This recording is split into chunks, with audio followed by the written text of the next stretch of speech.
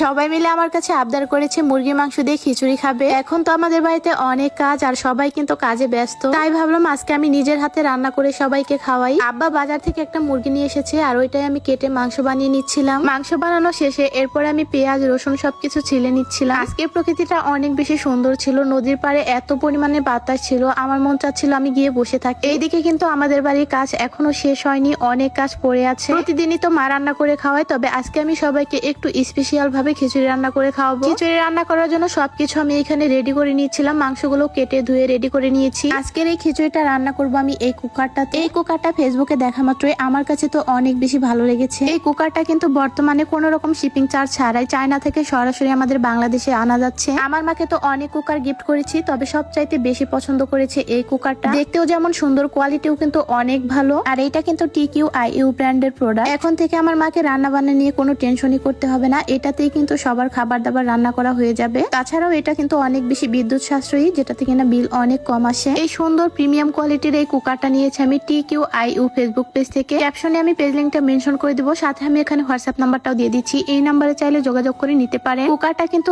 অনেক ভালো, তাই আপনাদেরকে বারবার দেখাচ্ছি। এটা কিন্তু দেখতেও অনেক সুন্দর। এই কুকারটাতে কিন্তু চাইলে আপনারা সব ধরনেরই খাবার দাবার রান্না করতে পারবেন। কুকারটাতে মিডিয়াম হাই লো সবকিছুই কিন্তু দেওয়া আছে। যাই হোক, আজকে কিন্তু আমি এটাতেই খিচুড়ি রান্না করব। এটা পাওয়া মাত্রই তো আমার আর তরস হইছে না। আর আজকে আমি পোলার চাল দিয়ে খিচুড়ি রান্না করব। পোলার চাল দিয়ে খিচুড়ি রান্না করলে খেতে অনেক বেশি মজা লাগে। ভেবেছিলাম এটাতে সবার জন্য রান্না করা হবে কিনা। আমার মা তো সারাদিন অনেক বেশি কাজে ব্যস্ত থাকে, মাঝে মধ্যে তো রান্নাও করতে সময় পায় না। তাই আমি আমার মাকে বলছি, যখন তুমি অনেক বেশি কাজে ব্যস্ত থাকবে তখন এটাতে রান্না বসিয়ে তারপরে কাজ করবে। কারণ দেখা যাচ্ছে সবসময় কিন্তু মাটির চুলায় রান্না বান্না করা অনেক বেশি ঝামেলার হয়ে যায়, কষ্টও হয়ে যায়। সামনেই কিন্তু শীতকাল আসতেছে, এরকম একটা কুকার সবার বাসায় কিন্তু দরকার। শীতের মধ্যে কিন্তু রান্না বান্না করা প্রচুর পরিমাণে আলসেমি লাগে। এরকম একটা কুকার থাকলে ওইটাতে ভাত বসিয়ে দিয়ে বিভিন্ন রকমের ভর্তা আইটেমও করা যাবে। আবার দেখা যাচ্ছে সকালবেলায় অনেক ধরনের তরকারি জাল করতে হয়, এটাতে কিন্তু তরকারিও জাল করা যাবে। এখানে আমি পরিমাপ মতো সয়াবিন তেল দিয়েছি, তার সাথে আস্ত কিছু মশলাও দিয়েছি। পেঁয়াজ দিয়ে কিছুক্ষণ ভেজে নিয়ে এর মধ্যে দিয়ে দিচ্ছি আদা রসুন বাটা, তার সাথে সমস্ত ধরনের মশলা একে একে দিয়ে দিচ্ছি। হলুদ গুঁড়ো, মরিচ গুঁড়ো, লবণ, ধনিয়া গুঁড়ো সবকিছু দিয়ে ভালো করে কষিয়ে এর মধ্যে দিয়ে দিব মাংস। মশলাটা কিছুক্ষণ সময় নিয়ে নেড়েচেড়ে কষিয়ে নিব।